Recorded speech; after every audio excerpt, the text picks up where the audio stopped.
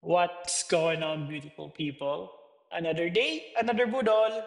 Hi everyone! Today's video is, mag-unboxing na purchase natin sa Foot Locker again. So if you if you view my previous video, nag-unbox din tayo ng Vans Wall from Foot Locker. This one is ito naman, same day binili ko din to. Ayan. Ah, it Nabili ko to April 17. Ayan.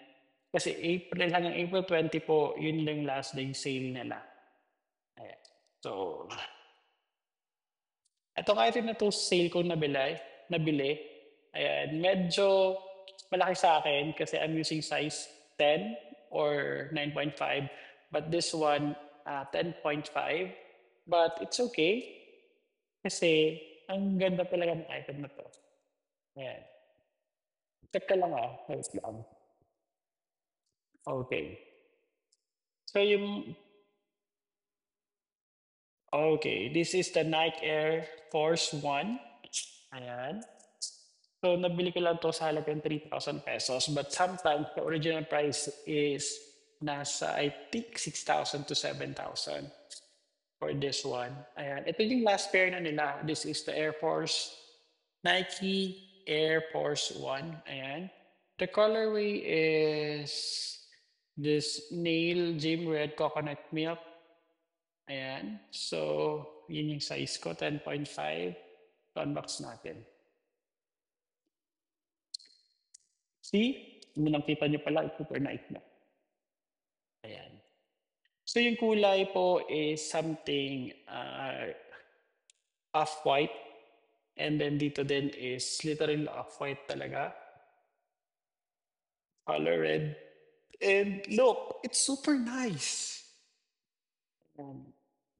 So, thank you so much to Sam sa pag-cater sa akin and to Sir, kalimutan ko, anong pangalan nun? Yung aking binigyan ng review sa Foot Locker. So, thank you so much po, Foot Locker Veranza, sa pag-assist and mala VIP treatment. Thank you so much po. Maraming salamat. Ayan. So, this one.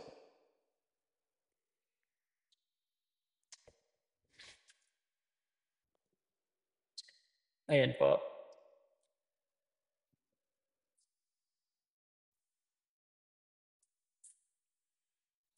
Ayan.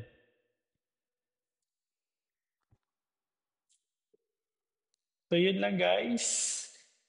Hindi pa ako mataba Nakunot lang to. Ayan.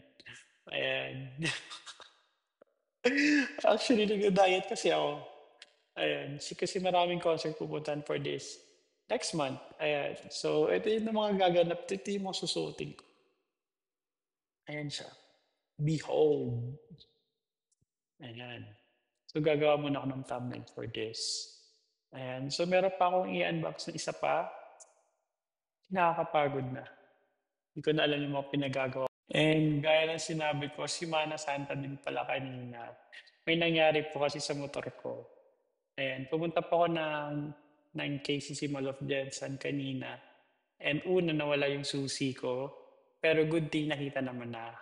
Pangalawa po is, during nasa parking area ko, yung best pang itim ko po is, ang nangyari is, I don't know, baka natamaan or naatrasan. So, natumba siya. Buti na lang po may insurance yung aking Vespa. Amazing kasi the Vespa Black S125, ayun. So, yung insurance kasi nun is malasasakyan din. Kasi naka-luxury yung motor din ako. Yung problema ko lang po doon is, ayun na nga, nakakasad lang. Kasi nasa, wala palang CCTV ang KTC Mall of Jensen. But it's okay. Kasalanan ko naman kasi yung park, hindi ako nag-park sa loob mismo ng KCC na premises. Like, I mean, nasa KCC Mall of Jensen ako pero meron silang railings doon kasi doon ako nag-park sa labas mismo. Kasi ayoko yung masyadong maraming motor at saka ang hirap mag-park. So doon ako and then siguro natrasan siya. So Ang nangyari po is nasira yung bumper ng Vespa ko. So hindi ko alam kung magkano yung total talaga na magagastos na naman kasi nag-ask na rin ako, estimated lang po ang binigay sa akin ni sir. Siguro mga nasa 20 plus or 10,000 to 15,000 for the bumper lang. Kasi medyo pricey talaga si Vespa. Even yung kanilang mga covers ng motor, nasa 7,000. Even the rubber map, mahal talaga. But ayun, so much as sinasabi, ayan, super nice. Itong gusto ko to. This is my new favorite shoes. Ayan. So yun lang guys. Thank you for watching.